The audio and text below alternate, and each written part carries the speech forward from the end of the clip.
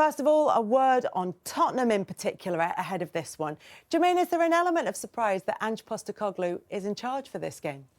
I think it's mixed opinions, to be honest. I think, obviously, when you look at the results, you know, after 24 games, you know, lost 13 already.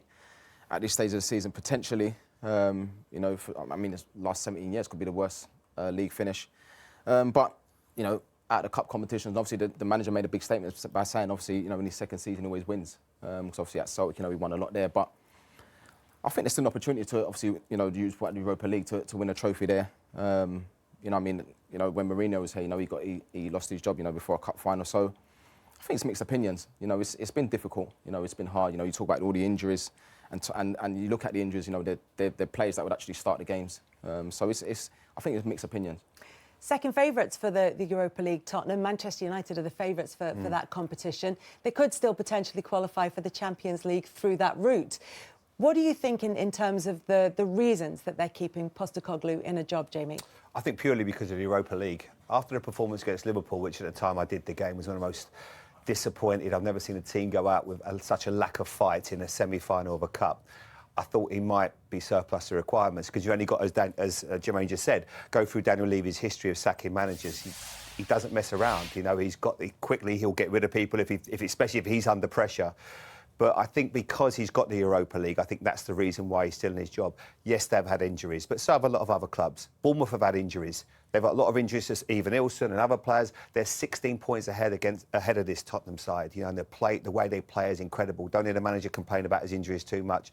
So I think that would be the main reason. You know, once he gets Van der Ven back and players like that, and he can say, well, then you can judge me. But it's still been incredibly disappointing this season. You mentioned the record that Tottenham have in terms of when they part company with their managers. And they're in the middle of a really bad run of form under Ange Postecoglou at the moment, with just 2 wins in their last 12 Premier League games. It's been particularly bad at home. They haven't won at home for 105 days, rather, Tottenham. But when you look at it, 100, yeah, it's been an awful long time. It doesn't feel like he's been there for quite as long. But when you look at the comparison with permanent managers since 2001, and you look over their last 12 Premier League games in charge, only Juan de Ramos has got a worse points return than Ange Postecoglou at this stage of the competition. And when Spurs have made the decision, some of these managers you'll see haven't been sacked at the end of the season. They've been sacked midway through, but this is where they were when they were sacked as manager. And that's why, Gary, it looks as though the pressure is building on Ange Postecoglou in the way that it is. Yeah, maybe he's obviously under pressure, but maybe the reason he hasn't been sacked is because maybe Daniel Levy has looked at that previous roll call of managers that he has sacked, not just the actual when he sacked them. Some of those managers are in the top 4. Your dad was in the top 4, others were in 5th position, 6th position, 7th position, doing relatively well for Spurs. And not just the fact that actually they were in decent positions, but some great managers on that list that have not been able to work at this club. So maybe he's got to a point where he realises that, I mean, the 3 managers that I think have currently just been here, Mourinho, Conte and Nuno, are 1st, 2nd and 3rd in their respective leagues currently. That is a poor reflection. I've said about Manchester United being a graveyard for players over the last 10 years. This has been a graveyard for great managers who've not been able to get the success that they've wanted. So from that point of view, maybe he's looking back at his history of how he's operated. Maybe he's looking at the managers that have left that are doing currently well. And maybe he's reflected upon that and thinking, actually, it's something that I've got to change here, that culturally I don't create the best environment for a manager. How do you think those managers compare in terms of when Spurs have decided to sack them and the way they look at what Ange Postecoglou is doing at the moment? Well, there's never really been any rhyme or reason when he's got rid of managers. That's what I would say. You know, you look at even Villas-Boas was 7th in the league. I think it's hard to second-guess what someone like Daniel Levy will do. He'll look at things and try to assess. I felt normally when he comes under huge pressure, that's when he normally tends to want to change the manager. But he's probably thinking right now, who else do I bring out? You know, who do I bring in? There are candidates out there that I think would do a great job here, but I think that's the problem.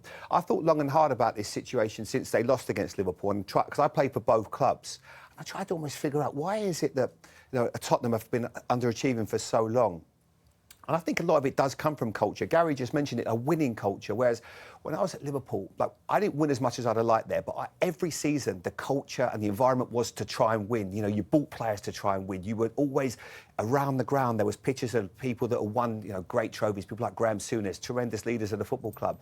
But here, I just think that as long as they've got the American football and they've got Beyonce in the summer, I think they're happy. I think the owners are happy. It looks like a business model that everyone could be happy with, that is successful. But does that breed a winning environment? No, it doesn't, because something is fundamentally wrong. Does one necessarily negate the other? Can you not have both? Well, he's tried to do both, but it hasn't worked. It hasn't worked the way that he's wanted to do it. So is that on him, or is it the manager? Well, I think it's a bit of both. He's done a lot of good work. He's done a lot of good work at the club in terms of stadium and training ground and other such things. However, the football side obviously comes down to him as well. Jimmy, when your dad arrived at Spurs, and I'm asking because, to be fair, I'm wondering what actually happens when managers come here. What does Daniel Levy say the expectation is? Does he say that we're trying to win a Premier League, or does he say, I want to get into the top four? What does he actually...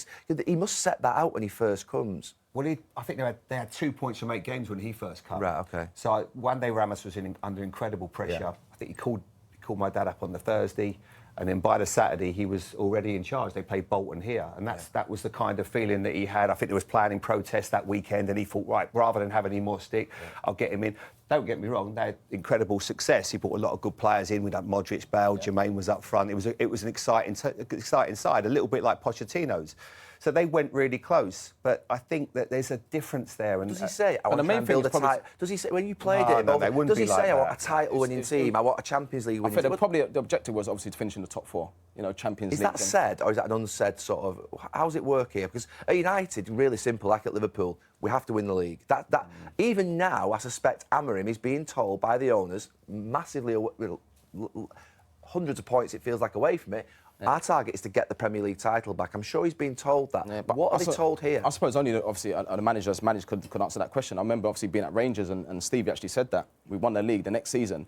It was like, right, I've been told that we have to win a league and win a cup. You know, you have to. So he put that on the players. Now, you have to sort of like drive those sort of standards and try and do it again. But I just think the chairman, he's obviously tried to create, you know, best in class.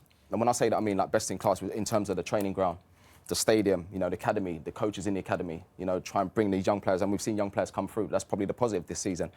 But, I mean, in terms of the managers, you know, of course, there's times in the transfer window where perhaps the chairman could have done better. But still, when I look at some of the performances this season, especially when you've got these key injuries and these young players not getting protected, I just felt like at times that not just the manager, but the coaches should have adapted in certain games. But the match-up today is so interesting because it's Manchester United, who are also hugely underperforming this season. What do you need to see from Tottenham today? And listen, we can sit here and talk about tactics, and you talk about Man United, and there was a lot of noise around in terms of the system. And I don't believe that players. I hear a lot of people talk about they're not working hard enough. I think there's a difference between working hard and actually competing, because you know when you actually compete and you talk about players, you know, the basics that people don't really talk about, you know, stopping crosses and, you know, recovery runs, and especially the way Tottenham play. You know, the fullbacks are so far forward, and are you willing to run back and help your teammate out? You know, I see it with Forest, you know, how well they do it. But it's going to be an interesting game. I do believe there'll be goals, but I do think it's a game that Tottenham need to win today.